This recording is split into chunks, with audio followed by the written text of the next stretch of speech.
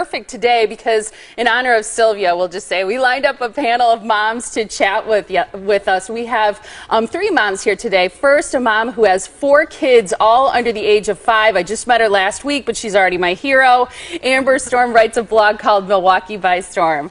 We also have Raina Johnson. She's a single mom to a precious boy. She's also a freelance writer and works at a coffee shop as well, right? And then we have Liz Paulson. She's an online producer of Metro Parent Magazine and mom to 3 boys. And you know, my typical saying is the only thing that would be harder than 3 boys is probably 3 girls. Yeah. Early on, boys are just a lot of activity, right? The teenage years, that's when I'm kind of thankful that we'll have exactly. boys. Oh, there's a lot of drama to be had with girls, I tell you. How old are your boys? 4, 3, and 1. 4, 3, and 1. So you have 3 kids, 4 and under. Yes. Yeah, that's busy. Yeah. And how old is your son? My son is 4. He's 4. Okay, and your kids are how old? 4, and then 2-year-old twins. Twins. And then 7 months. Can you imagine having 2-year-old twins and then another baby? Unbelievable. So the amount of collective energy we have with all these moms and collective exhaustion is impressive. Yeah, I think really it's really neat too that your kids are all kind of in that same age group, which is really interesting. One of the things that I think about, especially when I think about having 4 kids under the age of 5, is I think about how do you ever find time for yourself? Because there's so much information out there. Every talk show is about moms spending time and giving themselves time and permission to do that. Do you take time to do things for yourself? How realistic is it? Because you all work too. We were talking about this just a little while ago, and we were having a hard time coming up with an answer because a lot of us, it's just snippets here and snippets there. After the kids go to bed, I think it's a collective sigh, right, you know? Right. So it's a struggle. It really is. Yeah, the reality of it Yes. is to do it on a regular basis or something consistent that you can count on is probably difficult. I think for me, actually, it's nothing that I'm like doing differently. Like I don't go get a pedicure because it's just not feasible for me to have time.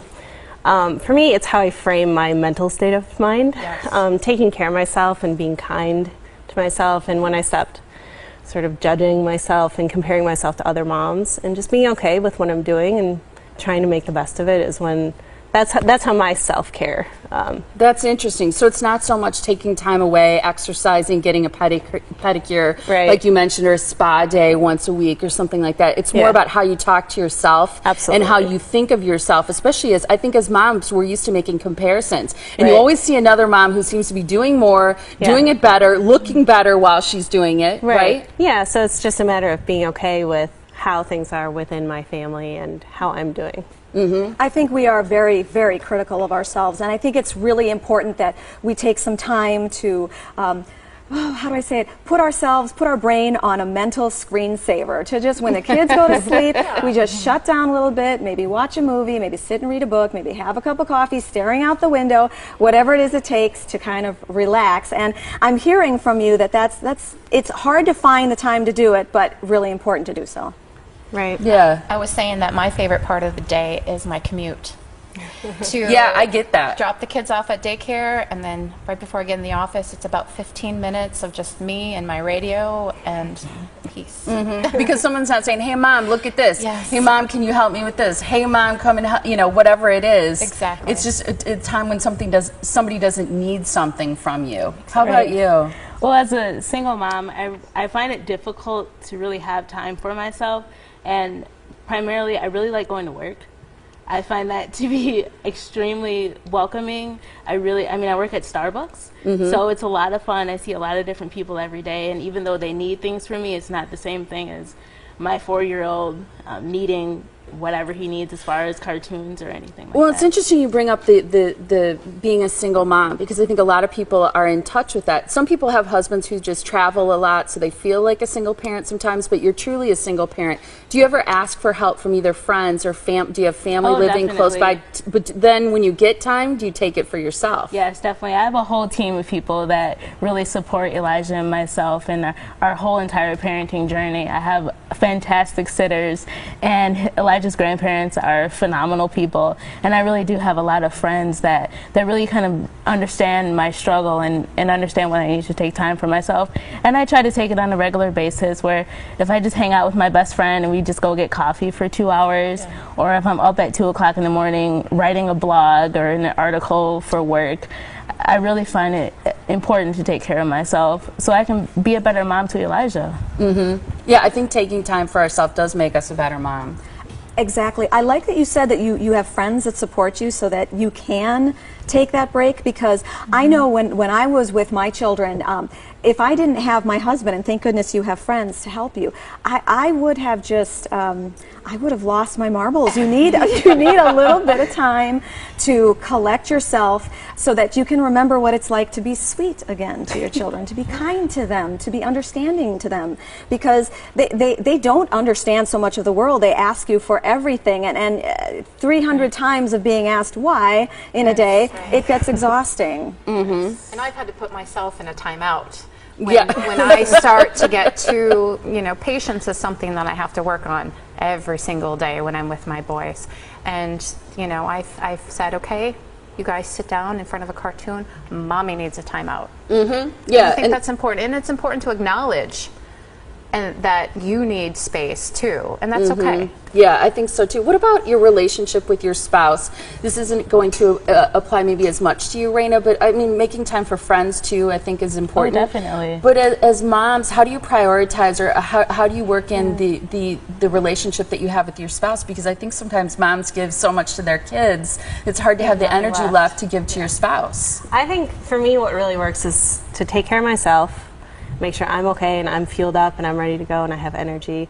And then to prioritize my husband after that, because if we don't have a united front, like, we're not going to be able to parent our children very well.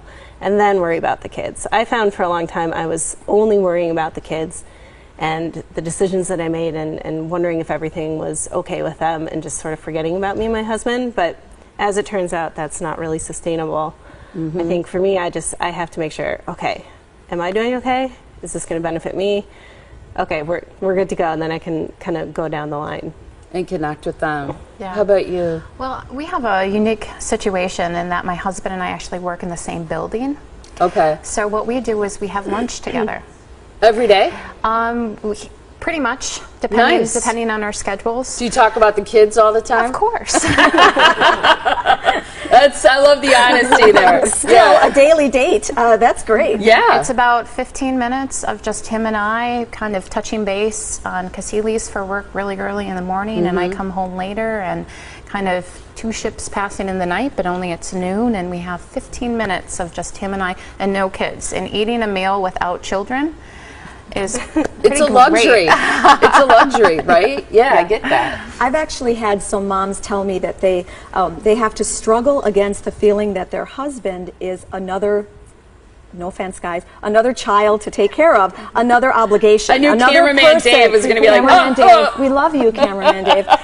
But the husband can sometimes become yet another obligation, another chore. And so women, I know, isn't that terrible? And so women have had to, I know there's women that have had to fight against that, because they do love their husbands. They're just so tired at the end of the day that, oh gosh, no, I can't go to my mental screensaver, now I've got to spend time and nurture this relationship. So it's good to hear that y'all are doing that, and I really struggle to do it too, and I think it makes a world of difference. Yeah, absolutely. I really think as a single mom, I have really close relationships with my best friends, and we've been through a lot together since the birth of my child, and I just feel like it's important to really edify and build up each other in those relationships as our lives change and we're very busy. I mean, everybody's working and I have a child, so it's really important for us to get together on a regular basis. I think too, realizing that you're on the same team with somebody, like, with your husband, that they're probably doing the best they can, and you guys you're in it together, and to not then try and either like criticize or parent that other person, and realize you guys are in it together, and maybe have a little more compassion for both your partner, and for yourself and the mistakes you're making. And right, it's hard for them too. Yeah, and I think a lot of moms want to tell their husbands how to parent, and I think sometimes it's good to let them make those decisions too, because we were all raised differently. We're running out of time. Couple really quick rapid fire questions. One is, what surprises you most about being a mom, Liz? The nonstop mental game, just constantly going. Even you wake up in the middle of the night because you hear a squeak, and it's really, your mind gets going. Yeah, it's just it's nonstop. There really is no break. Even when you're on vacation, you're still, there is no vacation. I get that. I get that. Raina? What surprises me most about being a mom is the fact that I have someone who really looks up to me, regardless if I'm successful or if I fail. He's just always there watching me, and it's a little bit scary, but it is a lot of fun as well. That's cute. That's I like sweet, that. yeah. How about for you, Amber? I think, honestly, the loss of independence. Yeah. Kind of what Liz was saying. And right now, just trying to work on, how I'm going to continue to live my life. And, my husband and I are going to do it together and take our kids with us instead of changing our life to just accommodate being parents. I think that's cool. Yeah. I think that's a really great note to end on, too. Love having you guys here. Metro Parent is a great resource, especially now getting into summer. If you want to take kids on an adventure, which I know Amber does all the time, you can read blogs and articles that you have there and a lot of great resources and tips for parents. Great to have you guys here. Thanks so much. Thank you so much. And MetroParentMagazine.com Yes. is where people can go. So Absolutely. thanks again, ladies. Love it. After the break this morning, the Duke